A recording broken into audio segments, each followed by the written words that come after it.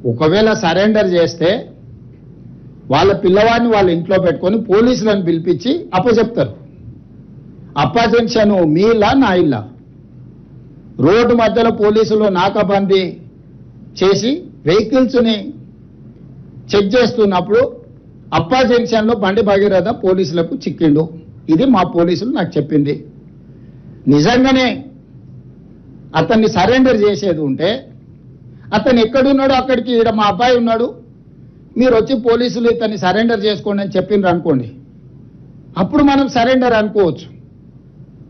Road మధ్యలో పోలీసులు అతన్ని కస్టడీలోకి తీసుకొని మేము అరెస్ట్ చేసినాం అని పోలీసులు చెప్తుంటే నేను పోలీసుల మాట నమ్మాలనా లేకపోతే రాజకీయ నాయకుల మాట నమ్మాలనా? మీరు చెప్పండి.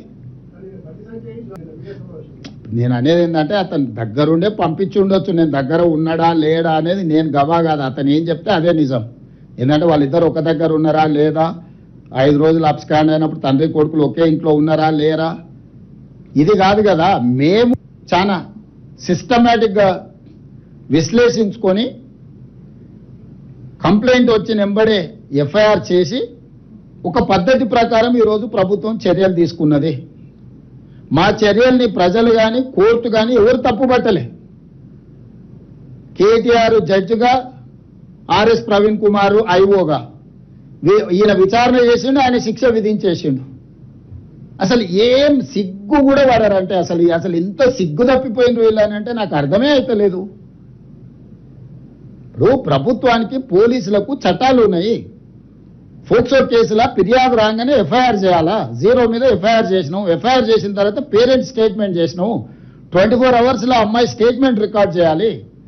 ఆ ప్రకారం చేసుకుంటే అమ్మాయి దగ్గర కోర్టు దగ్గరికి తీసుకెళ్లి 164 స్టేట్మెంట్ చేయాలి. ఇది సెన్సిటివ్ కేసు. ఫోక్సో కేసులో ఎవరి వివరాలు చెప్పడానికి లేదు. వాళ్ళలాగా రోడ్డు మీద వాడు మాట్లాడితే ఆ కుటుంబాల వేదన, ఆ అమ్మాయి కుటుంబానికి ఎంత ఆవేదన ఉంటుంది. వీళ్ళు అడ్డగోలుగా ఇచ్చేసి ఆ అమ్మాయి ఫోటోలు పెట్టి, ఆ అమ్మాయి తల్లిదండ్రుల ఫోటోలు పెట్టి, అసలు కేటీఆర్ అనేటోడు అసలు మనిషా?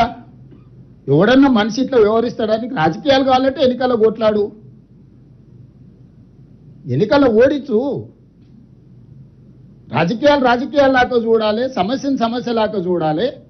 ఇది ఒక మైనర్ గర్ల్కి సంబంధించిన ఇష్యూ, దీంట్లో రాజకీయాలకు ఎందుకు? ప్రభుత్వం ఒక పద్ధతిలో చర్యలు తీసుకుంటున్నప్పుడు అందరినీ దీంతోనే మొత్తం ఒక మైనర్ అమ్మాయిని అడ్డం పెట్టుకొని రాజకీయంగా ఏదో సాధించినామని ఈ శాడిజం ఏంది? ఇది శాడిస్టిక్ ప్లెజర్ కాదా? అసలు ఏ మాత్రము మానవత్వం కానీ మనిషికి ఉండాల్సిన కనీస ఏమంటారు విలువ కానీ అసలు మనుషుల్లాగానే బిహేవ్ చేయట్లేదు టీఆర్ఎస్ వాళ్ళు. ఏ ఇయర్ అయినా నేను చెప్తున్నా, కంపేర్ చేద్దాం 10 సంవత్సరాలు ఏ ఇయర్ అయినా. మేము ఒక సీజన్ లో ఉన్న దాంట్లో ఎంత ఉన్నారో లెక్క తీద్దాము. గతంలో 6 నెలలు పట్టేది సివిల్ సప్లైస్ కార్పొరేషన్ డబ్బులు ఇవ్వడానికి. ఇప్పుడు 72 గంటలలో రైతు ఖాతాలో మేము వేస్తున్నాము. మీరు అందరూ ఊరేసుకున్న ఆయన సిగ్గు లేకుండా రోడ్ల మీద తిరుగుతుంటే మీరు చూపిస్తున్నారు. ఆయన ఫామ్ హౌస్ లో 150 ఎకరాలు వేసుకొని ఒక గింజ కొనేదే లేదు. మేము ఏమైనా వ్యాపార సంస్థలు నడుపుతున్నాం, ఒడ్లు కొన్నందుకు 4,500 కోట్లు రాష్ట్ర ప్రభుత్వానికి లాస్ వచ్చింది, ఎవడా మేము ఇచ్చేస్తామా అని మాట్లాడిన వాళ్ళు సిగ్గు లేకుండా కళ్ళాల కాడికి పోయి కుప్పల కాడికి పోయినాం. వర్షం వస్తే వడగళ్ళ వాన పడితే నష్టం జరిగితే రైతుకు పోయి సాయం చేయాల్సింది పోయి ఆడ దిగి సెల్ఫీలు దిగుతున్నారు. రైతు చచ్చిపోతే ఆ కుటుంబానికి సానుభూతి చేసి గతంలో 1000 కోట్లు కొల్లగొట్టిన నాటికెళ్ళి ఆ కుటుంబానికి 2 లక్షలు 5 లక్షలు ఏమైనా ఆర్థిక సహాయాన్ని అందిస్తారు అనుకో, ఎవరు పల్లికలు ఇస్తారు. పోయి వాళ్ళ శవము వాళ్ళు చనిపోయి వాళ్ళ కుటుంబం దుఃఖంతో ఏడుస్తుంటే పల్లికలు ఇచ్చుకుంటే ఫోటోలు దిగి చూసిరా రైతు చచ్చిపోయినారు. రైతు చచ్చిపోయింది చూసేది ఏంది? అందరికీ తెలుసు కదా. దొంగ సొమ్ము అంత ఉంది, కొంచెమన్నా వాళ్ళకి ఇవ్వచ్చు కదా.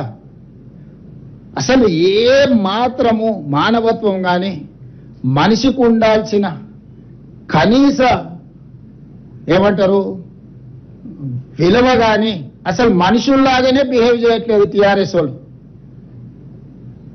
ఏ ఇయర్ అయినా నేను చెప్తున్నా, కంపేర్ చేద్దాం 10 సంవత్సరాలు ఏ ఇయర్ అయినా. మేము ఒక సీజన్ లో ఉన్న దాంట్లో ఎంత ఉన్నారో లెక్క తీద్దాము. గతంలో 6 నెలలు పట్టేది సివిల్ సప్లైస్ కార్పొరేషన్ డబ్బులు ఇవ్వడానికి. ఇప్పుడు 72 గంటలలో రైతు ఖాతాలో మేము వేస్తున్నాము.